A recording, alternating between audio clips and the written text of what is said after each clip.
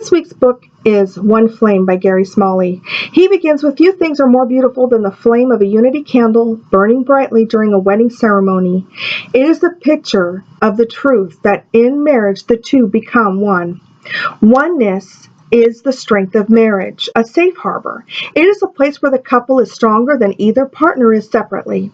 The trouble is becoming one does not mean both people have suddenly become the same. In fact, as soon as they are on their honeymoon, they will probably discover some of those differences. Here's the best marriage secret I've learned in 30 years. Oneness in marriage is maintained not in the absence of arguments and conflict, but in the way that couples learn to argue. Unity is achieved when you face your conflict and move toward solutions that reflect your blendedness as a couple. How do you blend together in oneness? By negotiating your differences and by learning to argue in ways that are constructive, respectful, and loving. The more you blend and weave your disagreements together, the more oneness, satisfaction, intimacy, and love you will feel. This is the secret to long-lasting love. Your unity candle will dim if one or both of you try to remain single by insisting that your perspective or opinion is right or superior to your spouse's. But what happens when our differences are allowed free rein? When we no longer consider the importance of the one flame of marital love? The truth is that sometimes the fire of our unity candle grows dim, and other times it is snuffed out completely by divorce. The good news is that no matter what your unity candle flame looks like today, if it's barely burning or merely a smoldering wick, it can burn brightly again. It can even be relit. There are winds that threaten our unity candle's light. They are the north wind or the escalating arguments. To calm the wind, you avoid escalation. Leave your single-minded pride at the altar. Learn how to communicate better. If escalating is occurring, draw back. Give each other space and time. And then try again, once emotions have calmed down, to establish the goal in love, oneness. The south wind is avoidance or withdrawal. To calm the wind, communicate. The west wind is false or unrealistic beliefs. To calm the wind, check your vision. If you see more negative than positive things in your spouse, you're not looking clearly, and your relationship is starting to go downhill.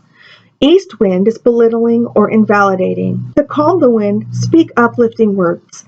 And finally, it's the nor'easter, withholding information or dropping a bomb. Calm the wind by learning how to argue.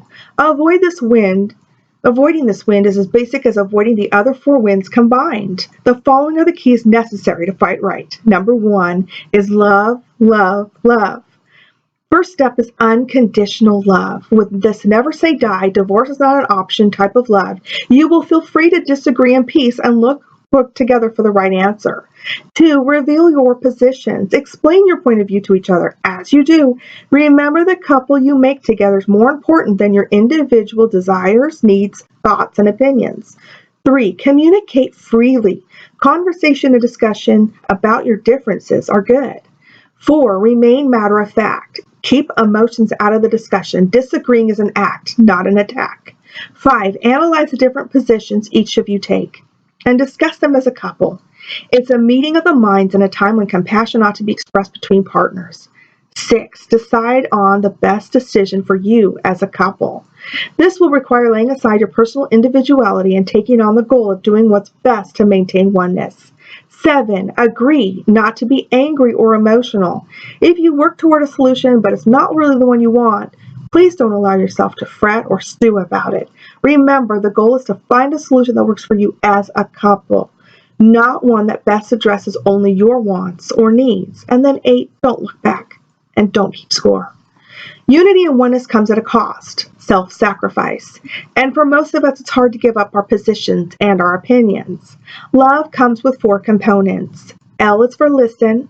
O is for offer yourself. V is for the value and honor. And E is for embrace. Gary also suggests making your own unity candle to display an important reminder of your unity and as an effective tool for protecting that oneness. As you continue into a deeper understanding of the unity candle, you will find yourselves making more of an effort to maintain your oneness, your one flame. We would like to wish you all a very Merry Christmas this weekend, praying that your marriages will reflect one flame.